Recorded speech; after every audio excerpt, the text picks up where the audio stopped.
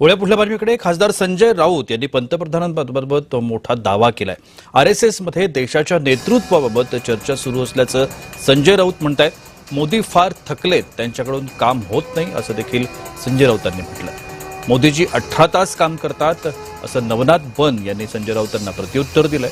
मोदींच्या फिटनेसवरती बोलण्याआधी उद्धव ठाकरेंची अवस्था सांगा असं बन यांनी म्हटलं।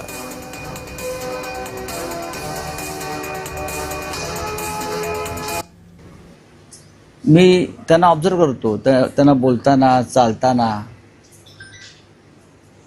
गाडीत बसताना, आणि त्यांचेच लोक सांगतात जसे नेहरू थकले होते तसे मोदी थकलेत।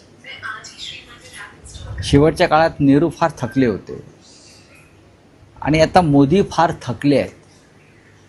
माझ्या माहितीनुसार राष्ट्रीय स्वयंसेवक संघामध्ये त्याबाबत देशाच्या नेतृत्वाच्या बदलाबाबत अत्यंत महत्त्वाची चर्चा सुरू आहे। पंतप्रधान नरेंद्र मोदीजींची प्रकृती कशी आहे देश बघतोय। मोदीजी आज देखील 18 तास काम करतायत।